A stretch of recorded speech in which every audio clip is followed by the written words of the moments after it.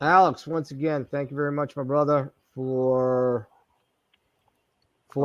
that great tip and everything like that. So, as just we're at 53 minutes. We're gonna kind of wrap it up here, but we'll wrap it up. I want to always do a check in with everybody, and it's important because really, we spun off from where we were, and we never want to forget why we're actually here and what we're actually doing, and we're about men's mental health. We're about mental health. Now let's call it what it is. We need to make sure that everybody's doing okay. Crazy, I'm going to go around the horn, and Crazy Man, how are you doing? You doing all right? You got a lot going on. What's up? Yeah, I'm doing well. We all have our pluses and minuses. I do talk to my doctor. I do see somebody for my anxiety. I go out and to work on my anxiety, I will exercise. So I just recently worked on virtual ruck for. Sorry, Alan. I had to post this. And just so everybody knows, Chris Brothers is a friend of mine I went to grade school with that we reconnected recently. I thought he was a friend of Craig's. No, he's a friend. Oh, I've known Chris. Know him, man. I know Chris. It's a joke. I know Chris from 40 years back. So listen, if he's Chris, watching, look me up on LinkedIn, man. I want to connect with him. He sounds like a good dude. Chris, bring 3 more friends next time, please. No, he will. He tries. All right. And Chris, find Craig Haddam on LinkedIn. Ping me, and I can give you his link to his LinkedIn. All right, go ahead, Alex. Sorry, Alan. No, sorry, Alan. Go ahead. We need to get your readers fixed. I actually doing well.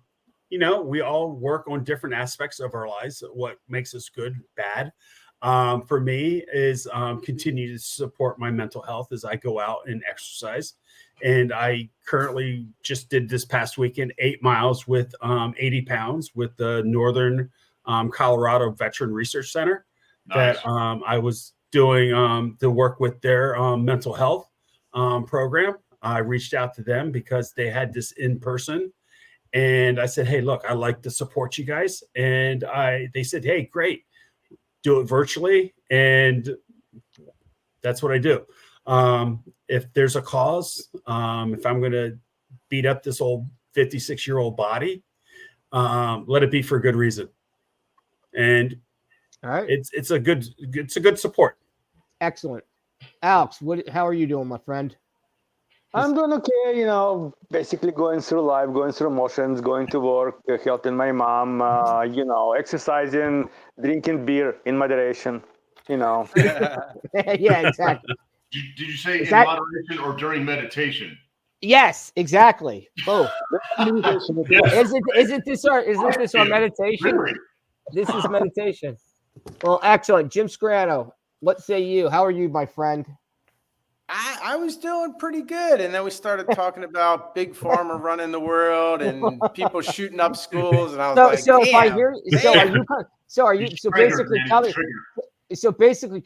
being on the show makes your situation worse than improves it.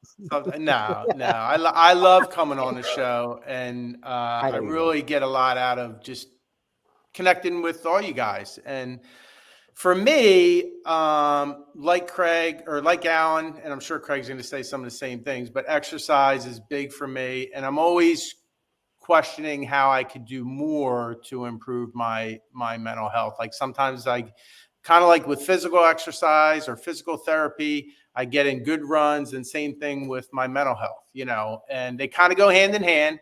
Like for me, I'm feeling a little like woe is me with some of my physical ailments, and that kind of brings me down. And then I'm like, what am I complaining about? Like I don't have cancer. I don't have terminal illness, at least that I know of. You know what I mean? Like I get upset though when I can't do some of the things that I really like to do physically, and that can bring me down mentally. So I'm always trying to talk to myself and understand that I really have it well, and I have to believe that. So and Jim, if I can give you, Craig, do you mind if I go to you last? I'm going to chime in, and then I go to you last. Cool. Jim can always come for a little walk with me. Right? Yeah. Well, Jim, I go for walks all the time. And Jim, basically, as you and Alan have said, I have my therapist that I talk to on a weekly basis, kind of keeping my shit together. It's not that easy being this great, Do that again with your little hands. No, don't do that. Why is it got to be little, Jim? Why is it got to be? Because they are, Ed. Why can't it just be hands? Why can't it just be You do hands? it once. We'll never forget it. I assure you. Anyway, no, actually, you know what? Somebody once told me is that you have to. Yes, you're right. You've got it. You don't have cancer. You don't have that, but you do have issues you deal with, and it's okay to feel down. It's just like, and it's stuff that I've kind of worked through. It's like, you know what? Yes, I've got a dear friend who's battling cancer, and I don't have it, but I have my issues, and it's okay to feel bad about that, but just don't let it keep you down. It's have that moment and move forward. And that's kind of what I like you guys, and I try to work out, I try to, kind of just take some downtime. I'm starting to do the, like our friend Guy, the binaural, whatever that music, the different frequencies. Binaural, whatever. Can never say it. The beats. But, yeah. Meditation. I'm doing, yes. I actually, during my work day, as I'm doing stuff that I don't have to, when I'm not talking to people, I listen to that a lot. There's a lot out there. So, and I'm just kind of looking into some of those different things, and it's, just trying to stay grounded and, nothing, 95% of what we do is in our subconscious, 5% of what we do is in our conscious. And we need to remember that and always try to stay planted in the moment, because we always try to think about what we've done or what we're going to do. And we can't control any of that. The only thing we can control is this moment that we're in at this time. And it passes in a fleeting second. So that's what I try to do. And Craig, since you are our guru aficionado on the old mind, you can end us tonight. Are we doing it right, Craig? Are any of us doing it right? You guys are on it. I want to tell you, if you haven't noticed, I was out of the loop for about 4 weeks, roughly. A lot going on. I'll be in Calgary this weekend. We're doing a big thing. A guy you don't know who after this weekend I'm going to try to bring in. His name's Kevin Smith. We're doing this whole men's mental health thing. I'm teaching classes. Calgary has been pinging me with regularity for training, and that's a good thing. But Canada has a higher suicide rate, maybe 3 times more than we do in the United States. I'm leading into that because I might get a little emotional. We all have breaking points, right? We all have our limits. And I've been helping out at the local high school here. The principal reached out to me this summer, says, "Hey man, I want to try something new. Would you be willing to come in and help us?" And we don't use the word security. He really wants me to foster an environment of, camaraderie, if you will, and oneness. So 98% of the kids are just fantastic. That 2%, they're rough. And what's rough is you spend 90% of your time on that population, and you miss the guys who are really doing great. And that's hard for them because they want to be reassured. My point is this. We had an incident where I was helping out at a local football game, and it was a rivalry game. They call it the Battle of the Bridges. One of the kids that was there attending, come to find out, he had actually been suspended that day. So if you get suspended, you guys know the deal. You can't attend any school function in a 24-hour period. So we had to kick him out. And I did. He wasn't happy about it. I talked to him on the way out. He's young. He doesn't understand what's going on. So we told the guys, I said, "Hey, ladies, he can't come back in. No problem. Everything was done." I get back to the SRO, and she's got tears in her eyes. I asked her, I said, "What's up?" She goes, "Guess what?" I said, "What?" "He's homeless." And I was like, "Oh, fuck." Oh, wow. Yeah, he's homeless. He basically, they have a vehicle they live in, with more than 4 to 5 people. And they bounce around from public parking lot to public parking lot. And when I found that out, I was like, "Oh, shit." So I started, me, I'm going to get on the phone and find out everything I can about somebody. And I did. And it broke my heart. But, you got to enforce a standard. So I struggled with that. And it destroyed our Saturday with my wife. And she saw that I was pissed. And I was pissed all fucking day. So much that if the wrong person crossed my path, it might not have been good. And you guys know my goal is to eliminate suicide in North America. And the hard reality hit when she had to remind me. She's like, what'd you used to tell me when we first met? I was like, well, I can't say to everybody. You want to. Man, you fucking want to. Right. And you can't. And he struggles because of his environment. He's, you've got dissociative personality disorder. He's very confrontational. And you have other issues that he was born into. Trauma, exposure to substances. And I saw him on Monday. I was talking to him. I was like, hey, if you could get one wish, and if I could help out with it, what would it be? He's like, have a home? Oh, that fucked me up. Mm-hmm. Wow. 15-year-old fucking kid. And he got me huge. Yeah. I was like, all right. And I find out that the mom is actually trying. She's trying so hard. She really is putting her best foot forward, but he does not have a positive male role model. And guys, we cannot raise men to be sissies, to be wusses. We need to raise men to be self-sustaining, to be right. Yeah. So it's been a struggle, and in between that, of course, I've been talking people down. We lost a lot of stress, Craig. A lot of stress. Yeah. I got pissed off at the local tribe here in town because we lost another tribal kid of 17 years old. They see him walk into the fucking wood line with a rope. And nobody says it. Like, hey, fuckers, he's not trying to trap deer with a rope. Yeah. Help me out. And it's finally hit that point where they've all had enough, and they're pissed off because the white man is telling them, I'll help you for free. Like, no, we don't want anything for free. No, you don't get it. I'm not giving you shit for free. I'm going to teach you to watch out for the next generation. Exactly. Right? You're not watching out for him. A kid doesn't walk into a woodline with a rope over his shoulder because he wants to, work on cat roping. He's not making a swing. He's not making a tire swing. And to me, that's an obvious indicator. And I teach people how to pick up on the subtle indicators, micro expressions, things they say, things they don't say, behavior, etc. So my point is this: it's been a rough 4 weeks. It's been hard because I'm tough on myself and I don't like to fail. And when I hear something happening in my community, especially in the school that I'm trying to help out in, I mean, come on, man, we don't do what we do because we're looking for freaking glory. We lead every single thing that we have, all of us, with benevolence. And the success is reaching one kid. You reach one, you're going to reach 5. Those 5 are going to reach 20, and so on and so forth. That whole pay it forward thing, that's great. They don't understand that it's amplified. And people come around and say, hey, so almost every day, probably lately, 8-9 times a day, hey, somebody needs to talk to you. Cool. Does it weigh on me at the end of the night where I'm emotionally exhausted because you've taken so much, Jim? Oh, yeah. Unless you pull it into yourself. You try to create a barrier, you can't. The moment you create a barrier, that's a barrier to communication. If you don't, you have to be able to soak in that emotion and that anger, that rage, that frustration, that inability to change their current environment because of age, or their inability to change their environment because of addiction. Right. It's all a slippery slope, but yeah, oh man, this past weekend was rough.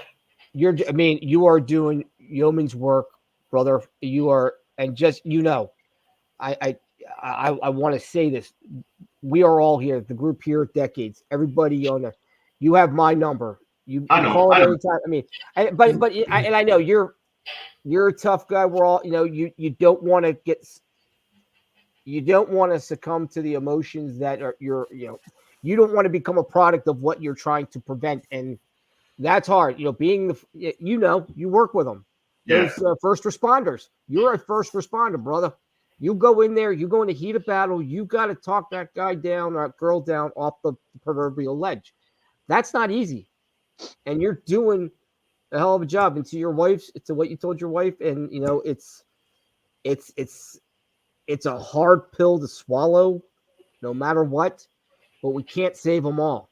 We try to save as many as we can, and we do our best to do that. But that's the shitty part of this whole thing, is that we will never, that we can't, that there are going to be ones that we miss. There are going to be ones that we struggle. But you know what? At least there's guys like you, your organization, things that, us who are less professional, just being a group that says, hey, well, I'm running a tagline, struggling, need help, call 988. You guys can read, if anybody's watching and struggling, you can chime in here via the talk, My shit's listed. My number is out there. Everyone knows this. Right. And it's funny because it's not so much our younger generation. I told Ed about this, guys. You guys don't know about this, but I had to intervene. Young man had a knife to his wrist, and he had it the right direction. He knew exactly what he was doing. Oh. And get the knife away from him. I got him distracted. I blasted him with questions that he had to answer, that he, it started, energizing that thought process. And as soon as he looked away, like, okay, well, let me figure this out. Boom, grab the knife. He's okay. Toss the knife. Cops take it. Get him safe. Everything's fine. We pick him up, all that jazz. Cops like, okay, what do we charge him with? And that cop said that. I was like, you're not going to charge him with shit. We talked about it. He had this in the school. I was like, he is hurting.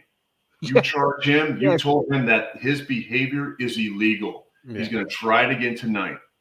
Get him some help. Yeah, stop being so freaking anal. Stop being so goddamn mechanical and look at the problem. Immediately, I looked at him. I was like, have you been trained in mental health response? He's like, what? Have you been trained in a mental health crisis response? He's like, no.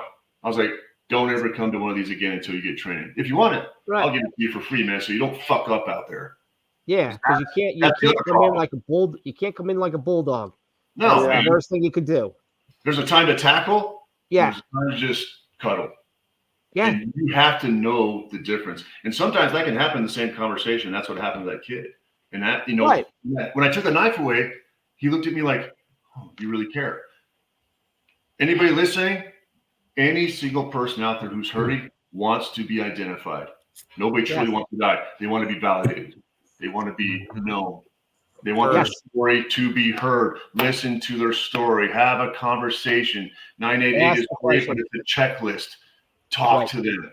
Validate what's going on. Share if it's appropriate. So I've been through that. Can I tell you my story?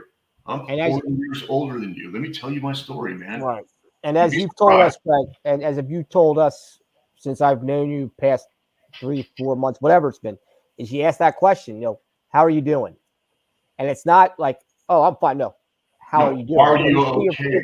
Are you okay? Right. Are you okay? Fuck no, they're not okay.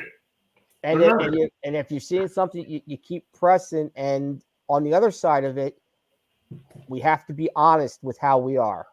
I've got a shirt on the back of it. So it's the Till Valhalla. So I'm partnered with those guys, right? On the back, it says, whoever is behind me, know this. You are enough. I've been tapping the shoulder going, hey, what does that mean? Why did you tap me on the shoulder? Let's ask a better question. How are you? My name's Craig. How can I help you? Well, I'm fine. No, you're not. No, you're not. You're not tapping on the shoulder so we can go hook up. There's something going on there. How are you? Let's go sit down. But we're in Walmart. Yeah, but they got a Subway. Fuck, let's go. What's up? Let's talk. Talk to me. I told you guys the story. Ed's heard it.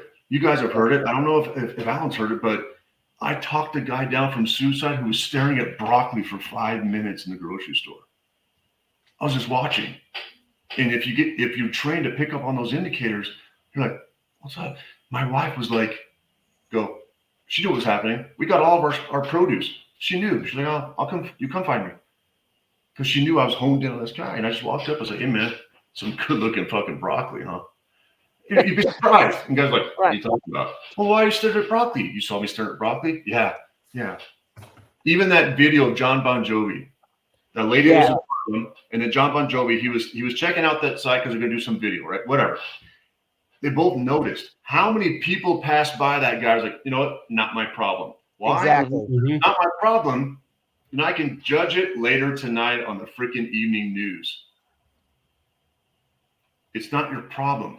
When people say that, I was like, yes, it is. This is a global epidemic. It is a huge problem. It's a community problem. And the moment we stop caring about our fellow man, what kind of society are we trying to bring on here, man? And it starts in the schools. The moment a student walks into school where every single staff member is armed to the gills, every single staff member who's not appropriately trained, has never been exposed to violence, is looking for violence. Why? Because I want to be the hero. I want to get that freaking thing put around my neck because I love Biden or whatever it is. I want to be known as I saved lives. Fuck that. I've saved lives. No. Where's your humility? Be humble. Yeah. One person at a time is a floodgate of prevention.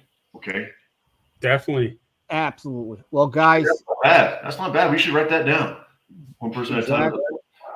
Write a book. It'll be in the it's tape, and we'll cut it as a clip. I'm sorry, but I feel that we have to have a genuine response to real shit. Of course. Oh no, Craig, your stuff was. The problem is, Craig, there's not a lot of people like you. There's a lot, but not nearly enough. But I think Craig's point, and I think we all have to take it because none of us. Craig is a unique fellow who has a skill set that he's honed over the years. We have to take his lead and try to use it to the best of our ability, and actually be aware. How hard is it to say, just to go up to somebody who you say, "Hey, are you doing okay?" Or even it's like the videos that you see of the person in the wheelchair who's at the staircase, and nobody's helping that person get down the stairs, and it takes like 30 minutes until somebody says, "Do you need help?" That's to Craig's point. It's about being human to one another, right? Humanity. Yeah. Ask, "Hey, you need help?" Lost a lot of that. I mean, go ahead. Working in the schools, kids aren't dumb. They're smart. They know who are there for the paycheck, who's not there for who's there for them. And once you make that connection with those kids, you're golden. They will come to you and talk to you about their problems. If you call them out respectfully, I had a bunch of kids that I heard what they had to say. I acknowledged them. And I'm saying, look, I can't do anything about this, but I hear what you're saying. They will still come to you and say, "Hey, I have this problem." If they're making that connection, and those are the small factors of teachers. Those teachers will be out there for those kids. It doesn't matter if they're there early in the morning or late in the afternoon. They will talk to those kids if and when they need them. Yeah, 100%. And I'm about to tell this last part. I know we're over, but this is actually a good time. If we're over, it must be for a good reason. We're not talking about how bad the Yankees are. We're not talking about how awesome. No, this is good. This is good stuff. But actually, this needs to be talked about. Yeah, here's my point. So when I'm hanging out with the kids, we have 2 lunch periods, and I'm watching everything. I'm watching hands, all that jazz, paying attention, movement, and then as they get settled, I walk around, and it's football season. So football season is the prime time for 2 athletic events: the cheerleaders and the football players. Okay, let's be honest. Okay, so I'm always invited to hang out with the football players. "Hey man, sit down with us and talk shop." Okay, cool. That feels good. Cheerleaders, yeah, okay, cool. Far out. Guess who I actually pay attention to? The kid sitting alone, by himself, eating lunch alone. Yeah. And what I've been doing is, I'm like, "Girls, I'll be right back. What's going on?" "I'll be right back." They noticed that because in between classes, I started noticing that they come to you going, "Hey, that kid you were talking to, is he okay?" Okay, very cool. That's great. Same thing with the football players. You walk up to that kid sitting there going, "Hey man, how you doing today?" "Well, I'm fine, sir." "Cool. All right.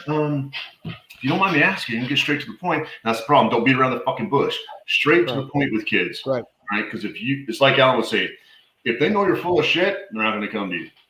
If they know they can reach out to you and you are honest, you will answer that call. Lead by those 3 rules. Show up, do the job you said you're going to do, and make sure everybody else is taken care of before you. They see that. It's very simple. And sit down and say, "Well, why are you eating alone?"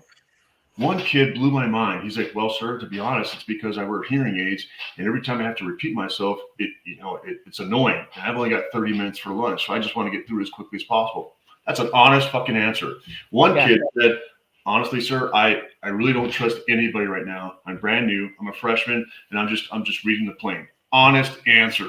Not psychotic, not disassociate personality disorder. He is truly just trying to figure out his new environment. Cool. One kid's like, well, I'm having a problem with my circle of friends. Cool. Do you want to talk about it? Is that okay? Yeah. What's up? They vent on you. You find out all kinds of things. You say, you know what? Sounds like you're actually better off without those toxic people in your life. I said, now, if you come down the road and they make up, I said, let them come to you. Don't go to them. You know, so you start figuring out all these nuances. And every single time I do it, guess what response I get? Sir, thank you for spending the time with me to hear my story. I didn't know anybody paid attention to me.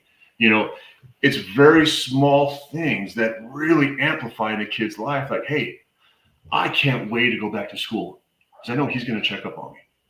Or I can say hi to him in the hallway and not feel weird about it because he's an adult. Because there's that, you know? Right.